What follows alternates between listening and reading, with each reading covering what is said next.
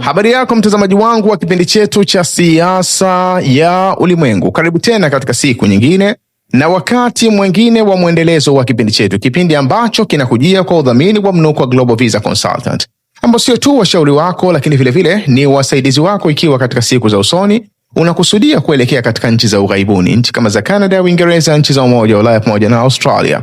Unaweza kuwasiliana nao kupitia namba hizo chini ya tangazo kwa msaada, ushauri pamoja na mwongozo.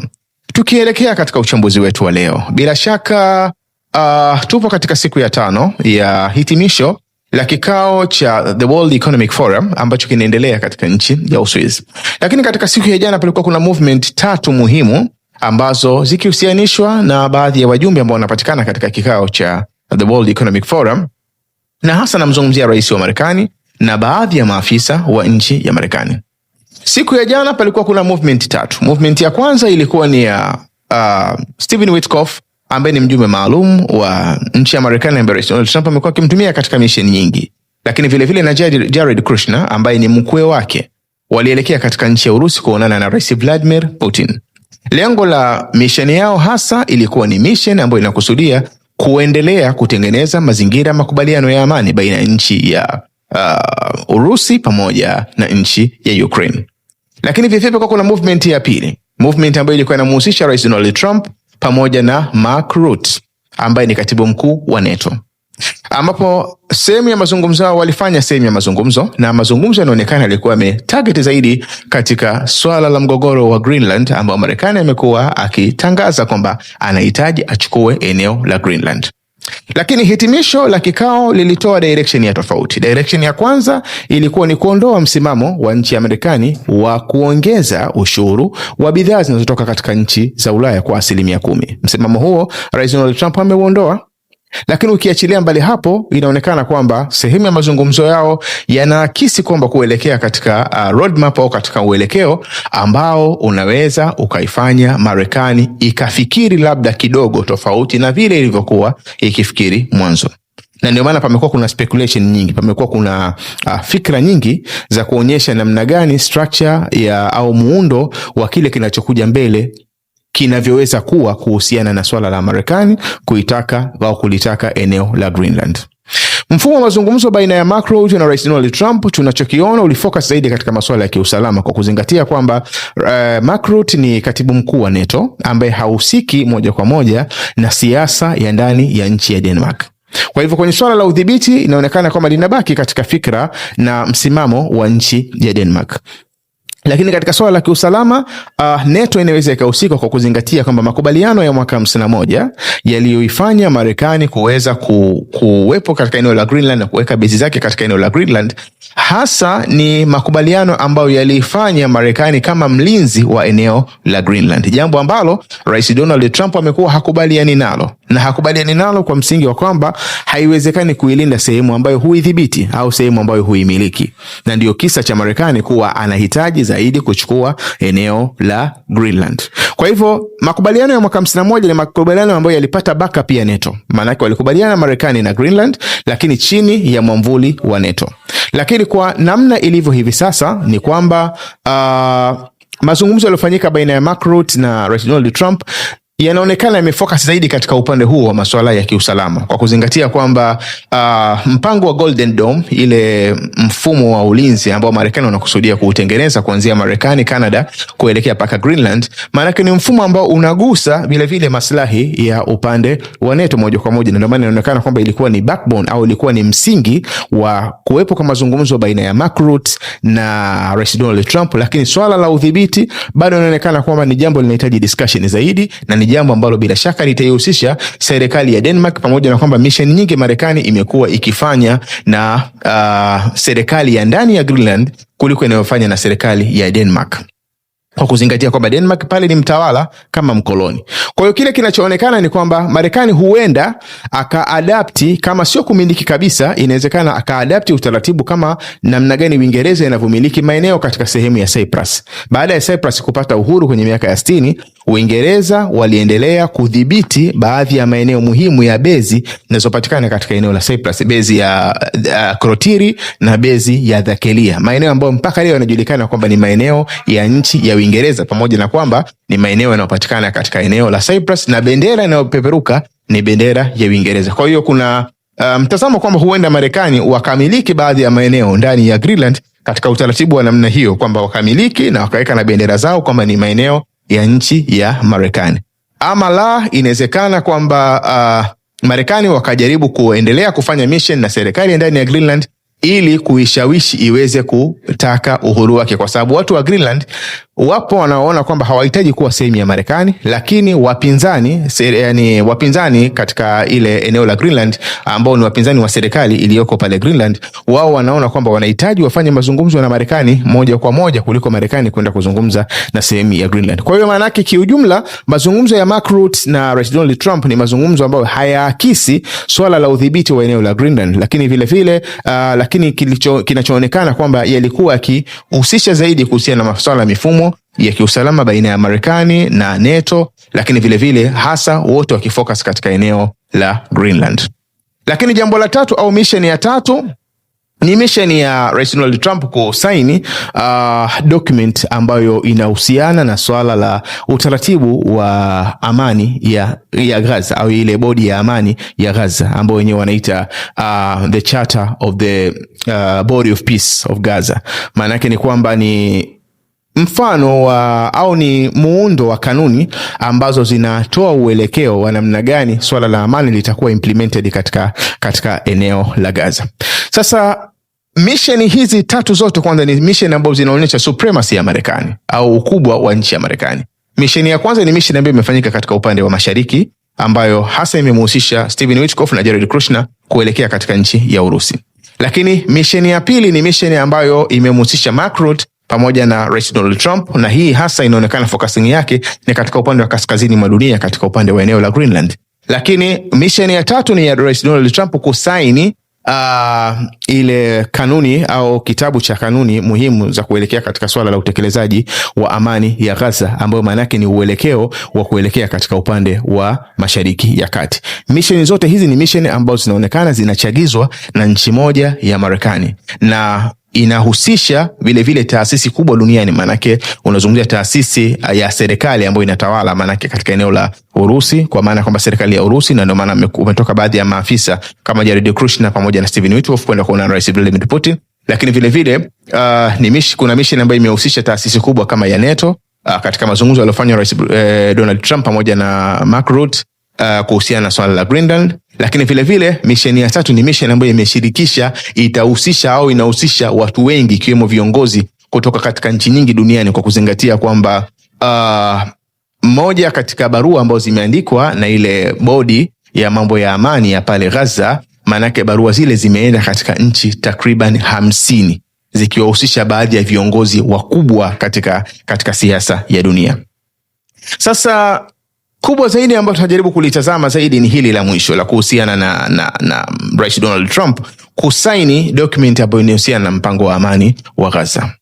Dokumenti hii ni miongoni mwa dokumenti muhimu sana, na ni dokumenti ambayo inaendelea tena kuakisi kuonyesha kwamba Israeli inaelekea au imeshafikia katika hatua ya kupoteza udhibiti wa eneo la Gaza.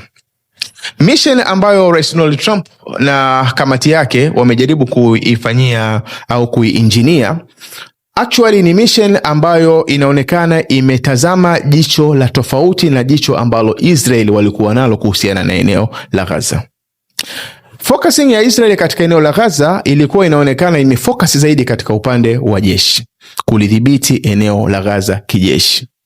Lakini kuna dunia nyingine ambayo ilikuwa inalitazama eneo la Gaza kama ni eneo muhimu la kiuchumi, na hii ndio plani ambayo amekuja nao kina Rais Donald Trump pamoja na kina Marco Rubio, kina Jared Kushner, kina Stephen Witkoff na kina Ajay Banga.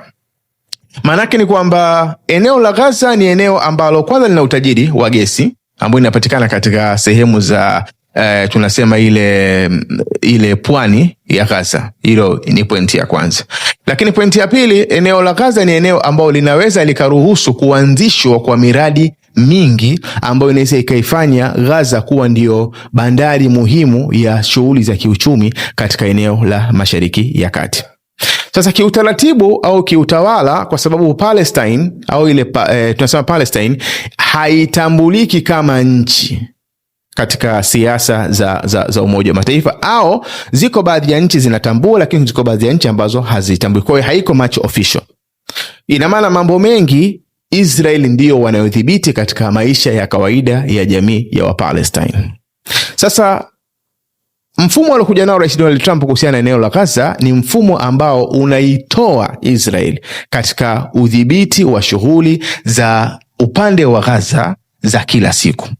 Kwanza, kutengenezwa kwa technocratic government, serikali ambayo inahusisha wataalamu na wengi inaonekana wana asili ya pale Palestine. Huenda wanaishi nje ya nchi, lakini wana asili ya pale Palestine.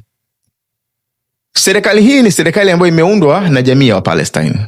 Na kuundwa kwa serikali hii maana yake kuna kisi kwanza kinyume cha fikra iliyokuwa inazungumzwa Israeli kwa muda mrefu, kwa takriban miaka 20, kwamba katika upande wa Palestine hakuna wa kuzungumza naye. Kwa hiyo bodi iliyotengenezwa ya kutawala shughuli za kila siku za pale Palestine, ambayo inahusisha wasomi wakubwa, mainjinia, madaktari na wachumi, maana yake ni kuonyesha kwamba dhana ya Israeli kwamba katika upande wa Palestine hakuna mtu wa kuzungumza naye ni dhana ambayo imetupiliwa mbali na mfumo aliokuja nao Rais Donald Trump. Hiyo ni pointi ya kwanza.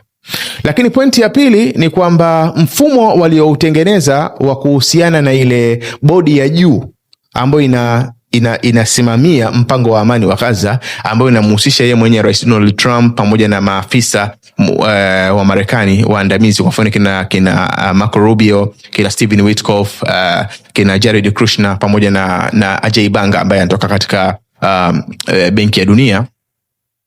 Ni bodi ambayo imetoa mialiko kwa marais wote duniani, na ndio maana kina Rais Vladimir Putin amepewa mialiko, lakini vile vile kuna marais ambao walikuwepo katika kikao kile cha au katika ile sehemu ya mkutano ambao Rais Donald Trump alisaini document kuhusiana na swala la amani ya Gaza, maana yake ilihusisha baadhi ya marais kama kina Prabowo Subianto yule wa kule Indonesia, pamoja na marais wengine, mawaziri wakuu na mfano wake. Sasa bodi hii ya juu maana yake ni bodi ambayo imewaalika watu ambao ni respectable, waheshimiwa kutoka katika nchi mbalimbali duniani. Na unapokubali kuwa ni sehemu ya ile kamati ya juu kabisa ambayo inamhusisha mwenyewe Rais Donald Trump, ni lazima uchangie $1 bilioni. $1 bilioni maana yake inaingia katika mfuko wa swala la boresha mazingira ya Gaza, kwa sababu bajeti imetengenezwa bajeti kama ya $112 bilioni. Katika bajeti ya $112 bilioni maana yake ni kwamba wametenga kwamba takriban $45 bilioni inaweza ikatokana na hii michango ambayo wanaokubali kujiunga ndio wanaochangia hiyo $1 bilioni. Lakini vile vile kuna dola takriban bilioni 67 ambayo hii inaweza kutoka katika mabenki duniani chini ya garantia ya Marekani, kwamba kuna project inafanyika ndani ya Gaza ya ujenzi ndani ya Gaza, iwapo patatokea mazingira ya machafuko au labda gorofa limeripuliwa au nini, Marekani ndio itakayolipa. Kwa hiyo benki duniani zote zinaweza zikaikopesha ile project inayoendelea pale Gaza au ambayo imedesainiwa kuendelea pale Gaza, takriban $67 bilioni, ambapo mpaka sasa hivi $3.5 bilioni imekwisha tolewa kwa ajili ya kuondoa vifusi vinavyopatikana katika eneo la Gaza. Kwa hiyo maana yake plani inayokuja sasa hivi ni kuibadilisha Gaza totally. Kwanza $3.5 bilioni ambayo imetolewa ni kwa ajili ya kuondoa vifusi katika eneo la Gaza. Hiyo ni pointi ya kwanza. Lakini pointi ya pili, kuna dola takriban bilioni 30 ambayo imetengwa kwa ajili ya kujenga majengo, kuyarudisha majengo lakini katika standard ya juu, zile skyscraper, magorofa na mfano wake katika eneo la Gaza. Na kisha katika hiyo bilioni 67, bilioni 33.5 ambayo inakuwa imebakia, ukitoa bilioni 3.5 kisha bilioni 30 kwa ajili ya ujenzi wa majumba, kuna bilioni 33.5 ili kufanya bilioni 67 ambayo imedesainiwa kwa ajili ya kujenga tu bandari, kwa ajili ya kujenga airport, kwa ajili ya kujenga hizi subways, hizi njia za kupita, reli na mfano wake katika eneo la Gaza. na kisha michango ambayo inatolewa na wale wanaokubali kujiunga katika eneo la Gaza takriban dola bilioni 45. Maana yake hichi ni kiasi ambacho kinakwenda katika kujenga Liveira wanasema wenyewe ile mahoteli na mfano wake katika eneo la Gaza, kuifanya kwamba Gaza ni moja katika sehemu muhimu, vivutio vya utalii kama unavyoiona leo Dubai na mfano wake. Hiyo ni project ambayo imedesainiwa katika eneo la Gaza. Kwa hivyo ushiriki wa maraisi au viongozi kutoka katika nchi mbalimbali duniani, tafsiri yake ni kwamba bodi hii ya amani ndiyo yenye mamlaka ya mwisho kuhusiana na swala la Gaza na sio Israeli. Bodi hii ya amani ndiyo jambo ambalo au ndio center ambayo itakokuwa na maamuzi ya mwisho kuhusiana na eneo la Gaza, na sio sauti ya mtu mmoja labda kama waziri Netanyahu. Kualikwa kwa waziri Netanyahu katika bodi hii sio kwamba ni ushindi kwa Netanyahu, bali ni mtego wa mwisho wa kumaliza zile harakati za wale ma right wing, wale watu wa waziri Netanyahu au wale wafuasi wake kama kina Itamar Ben-Gvir pamoja na Bezalel Smotrich, wale wenye misimamo mikali. Ni kumaliza, kwa sababu katika bodi hii ya amani Netanyahu hawezi kuwa na final say mbele ya Rais Vladimir Putin, mbele ya Rais Donald Trump, mbele ya kina Proba Usubianto, mbele ya kina Recep Tayyip Erdogan. Hao wote ni watu ambao wapo katika hii bodi. Kwa ina maana yeye anakuwa ni sauti moja tu katika sauti kadhaa ambazo zinazungumza kuhusiana na swala la Gaza. Kwa ina maana ile kumonopolize, kuwa na uwezo wa mwisho wa kufanya maamuzi, ni kama kwamba hiyo mission imekwisha anguka. Hiyo ni pointi ya kwanza. Lakini pointi ya pili, kuna ile wanaita stabilization force. Kuna jeshi ambalo litaingia pale Gaza kwa ajili ya kusimamia swala la amani.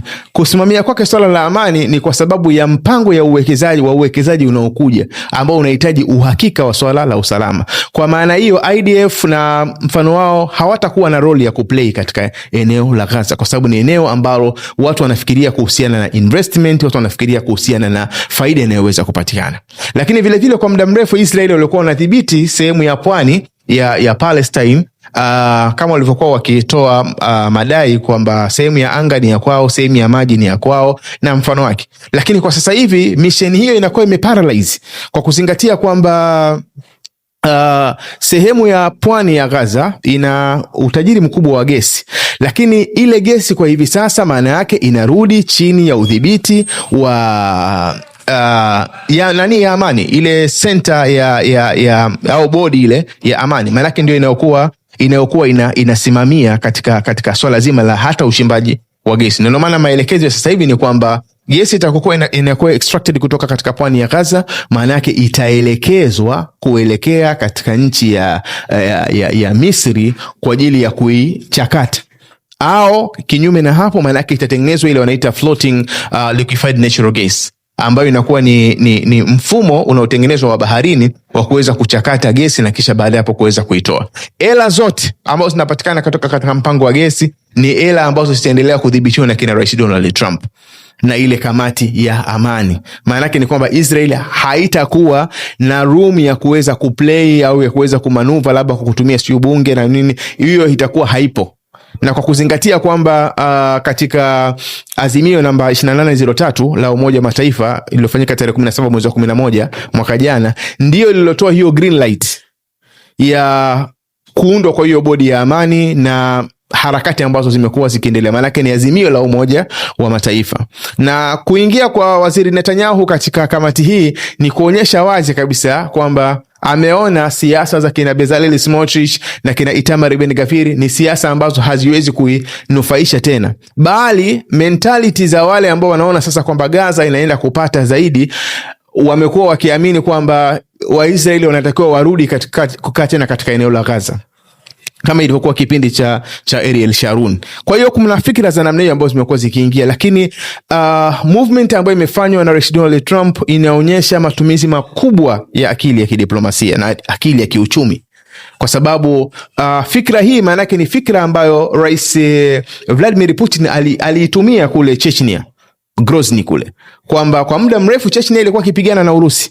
Lakini baadaye Rais Vladimir Putin akaja kubadilisha fikra ya mapigano kuwa ni fikra ya kiuchumi. Akapeleka maendeleo makubwa sana katika eneo la Chechnya na kumtawalisha Ramzan Kadyrov ambaye ni mtu wa kutoka kule Chechnya. Baada ya hapo mazingira yote ya vurugu zikaisha, na hata katika mgogoro wa Ukraine na Urusi wanajeshi wengi wamekuwa kutoka katika upande wa Chechnya kwenda kusaidia kule katika upande wa vita ya Ukraine. Na hichi ndio kinachoonekana kwamba ndio fikra iliyokuja nayo kina Jared Kushner, kwamba eneo la Gaza badala ya kuwa ni sehemu ya battlefield au sehemu ya mapigano, hebu tuibadilishe iwe ni sehemu ya kiuchumi. Lakini waliokuja na fikra hii ndio wanatakiwa waendelee kunufaika nayo, na ndicho kinachoonekana kwamba sasa hivi Marekani, kina Jared Kushner, kina Stephen Witkoff, Donald Trump yeye mwenyewe ambaye ni mfanyabiashara mkubwa, mchumi, lakini vile vile na maraisi wengine ambao watakubali kuweza kutoa pesa na kushiriki katika hilo, malaki ndio watakaokwenda kufaidi keki ya uwekezaji katika eneo la Gaza. Kwa hiyo ni mission ambayo tunaona kwamba ni game changer, ambayo imekuja kumfunga mikono rasmi Waziri Netanyahu kupoteza credibility au uwezo wake wa kuweza kufanya kile anachokitaka katika eneo la Gaza, kwa kuzingatia kwamba sasa hivi Gaza inakuwa ni center ambayo ni share ya watu wote duniani ambao wana uwezo wa kifedha wa kwenda kuwekeza katika eneo la Gaza. Kwa hiyo bado tuna muda wa kuendelea kuliangalia jambo hili, mission ya kina Stephen Witkoff kuelekea kwa Rais Vladimir Putin, pamoja vile vile na sehemu ya utekelezaji wa baadhi ya mazungumzo na makubaliano baina Rais Donald Trump na Mark Rutte ambaye ni katibu mkuu wa NATO. Tukitaraji kwamba huenda katika muda ujao tukapata taswira iliyokuwa bora zaidi ya hii ambayo tumekuletea. Jina langu naitwa Maulid Ali Mnukwa. Nikuombe uendelee kufuatilia vipindi vyetu, na nikuombe usahau kusubscribe, kulike, kushare pamoja na kucomment. Uwe na muda mwema.